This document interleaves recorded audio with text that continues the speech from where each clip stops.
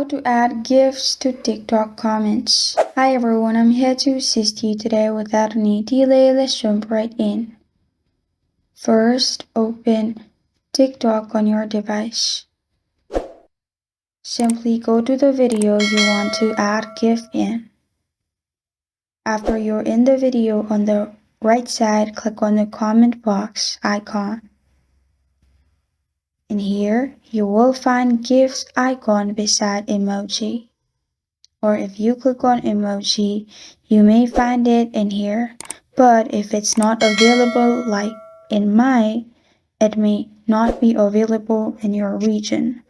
What you can do is simply check if it's available in your region, or you can open Play Store and search for TikTok and update. Sometimes not updating may not add some options.